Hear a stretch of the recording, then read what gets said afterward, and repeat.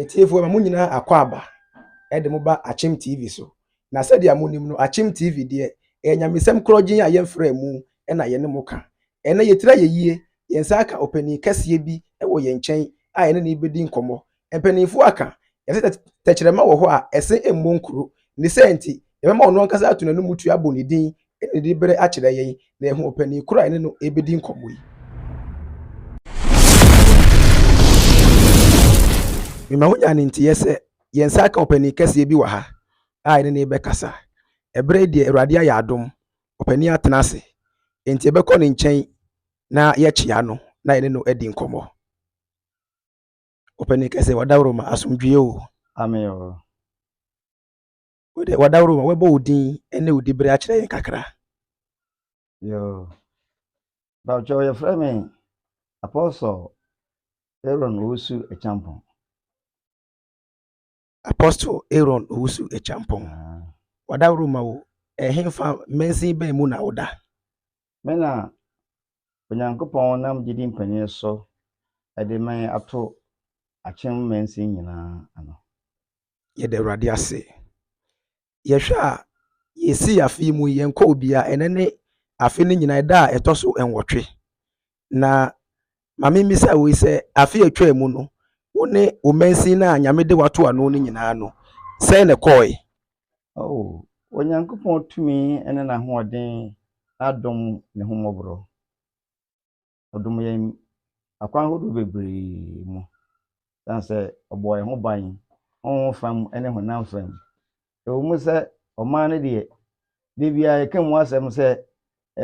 ahokyera ba bibia ba nti Nyankopɔn adom okura yemu. Yɛda Onyankopɔn ase. Oda so kura yemu ɔwae. Ɔhaw ne amane bebree kura ne ehyia ya na daworoma. Onhu yɛn yɛte ase na yɛ ɔno ane tumi na hoɔden. Nti nyame ayɛ bia ma yɛn pa. Na ɛyɛ ɔno ane tumi na hoɔden ampa yɛda wase. Na wadaworoma afei na yɛhyɛ afi 2024 ase. Ɛdeɛ na wobɛka akyerɛ mensin a woda ano no ene ɔman Ghana ene wiase nyinaa ɛsan sɛ Akyem TV de wo ka sɛ ɛkɔ wiase baabia ano December na wo ɛde ma enipa a etie wo. Yo, de di kan no meda wase. De tiefo nyinaa etie me nso ase.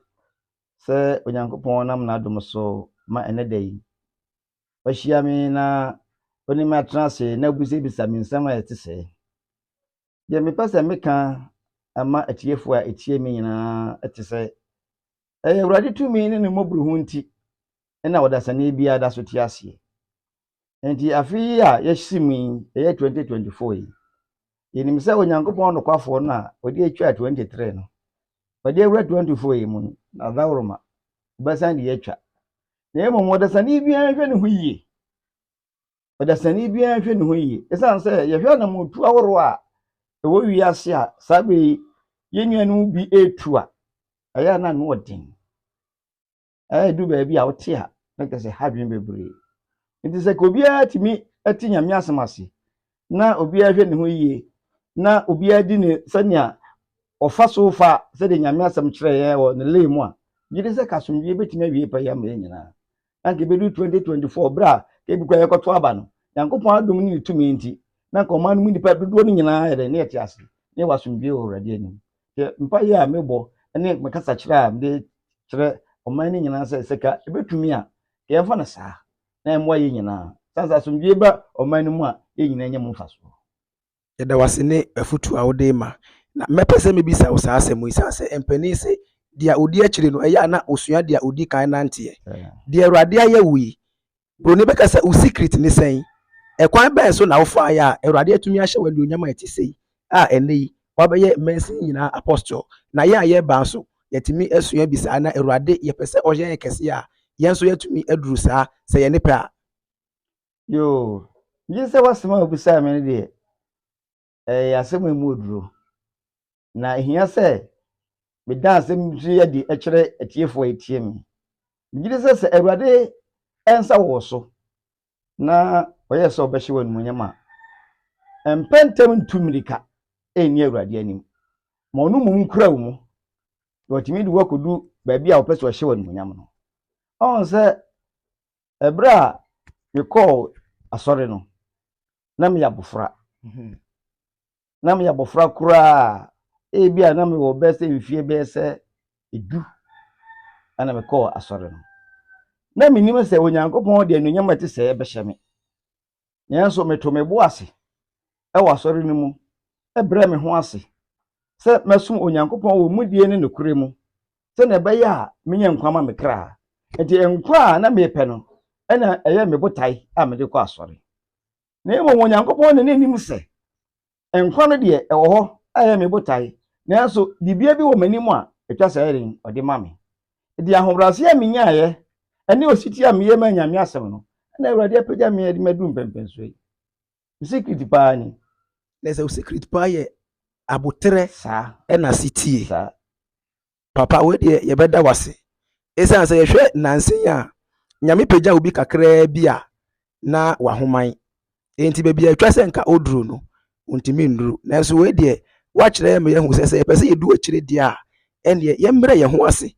na yɛnyɛ sitie nso na yɛntie mpani a wɔdi yɛnim no yɛda wase na yɛbɛgya wa ma wakɔkora na sɛ wo anodi sɛm bi a etwa to a wopɛ sɛ etiefo nyinaa te a fato dwa na yo mane di sɛm de di kan a me pɛ sɛ etiefo nyinaa te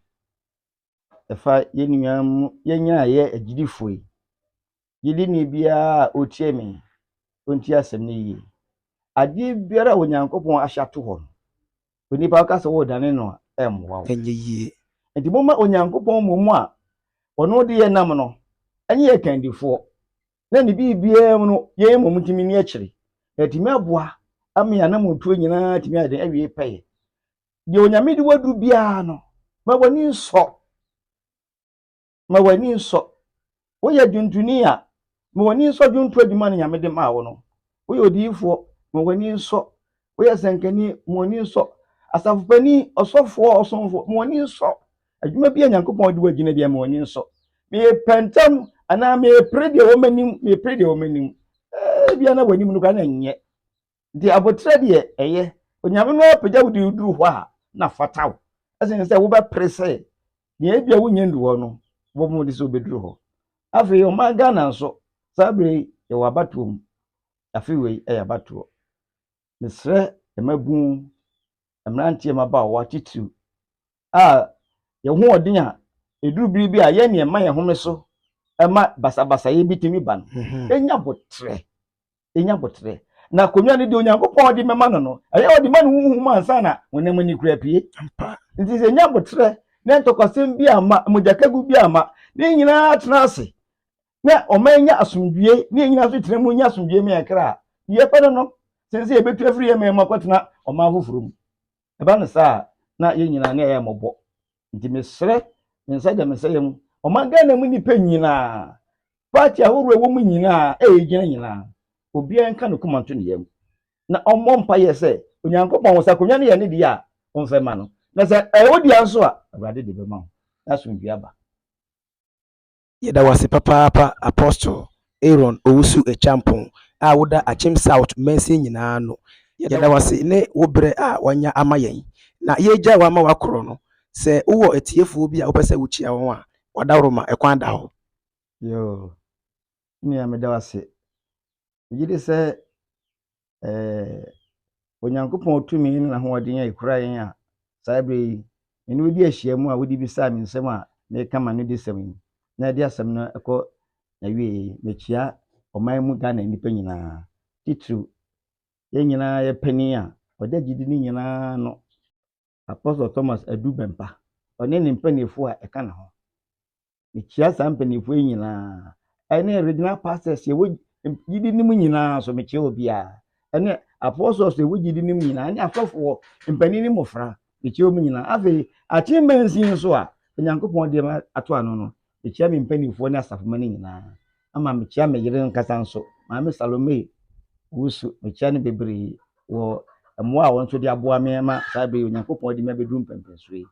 nti me di sia sɛ Awurade tumi ne na ho ɔde ne na so wie ɛne yɛ nyinaa ntena ɛwɔ Yesu din mu amen yɛda wase sɛ wakyia watiefo mpɛne sɛ wura fi wodefo ana wayɛ boni ayɛ nti deɛ yɛ me de pa ne sɛ wakyia wankasa ho kani openi kase wadawroma yeda wase papa apa se eba wanim na wamu yanim tia ye penkyeremu bia ye besan ba wona ase bio yo kwanda ho yo mensa aka me papa nso ewo ha na ye bekọ ne nkyɛn na ono nso ye ti na no disem kakra papa wadawroma asomdwe amen minia wakwadie Awurade adom me ho ye mamu nso ne adwuma ya ewura wadawroma me de minimu dada na metiefo ne ahwefo nti wobɛbɔ odin na dia wonim wo no ehu onipa a woyɛ the friend Pastor Paul nti Acheampong me ye na kwali gidi asafo branch a ewo Akyem ase esofo ye de Awurade ase osofo we de wadawroma yaba pani kase enchen na bedin komo ye ka Akyem TV dia wo de o ka ho ankasa na enso wo na wo di yanim a ye baaye ye ne pani abedin komo say na wo hu komodie ni fa no kwase wo ne ekoyie pa bla na mi jira manage pa me hwe nsema na papa kan ne afutu se mode ma oman Ghana ne youth no ni wona Onyankopon de adwuma hye wonsa jira na na mani agi papa na mo gidie se yitimi tie papa yafutu ya Awurade ebefa se so be hu oman Ghana ni mu nipa mabo efi so nyame manim die ni nyansa mu dɔ ohwe ni nsem o kan ye emu yedu utase ne mako a wakase wo chirima emu yedu pa nti mani je menua na memu se ekoyi Yesu ye de Awurade ase se wani je efutu bebre na ode maaye na ne nyina nso ye emu de wo he pa na to wakoma so ye to me kuma so ba nse ohwe ni nsem kan kwan obafa so a Awurade peja no mo be softeni e o mantam no ma utie ya se na o ye 10 years pe no ko asori na ho blase de di kan ene osutie saa ni ma mienu yi eno na mhunu se papa ni kasem na eboa no pa ma nyame apija na bedi pepeso yi timi de eno pa na me fire me sra man Ghana se yenya ho brase na ye sutie nsuma Awurade asem na mgidi se Awurade be ye kese yenya ahobrase na enya sitie me Awurade asem na obeye kese Pastor Paul nti Acheampong Akyem TV yada wase ne obre beso me dem ase eni adwuma pa mo ye mu so a na monye ne se Awurade special Awurade nka mo amen amen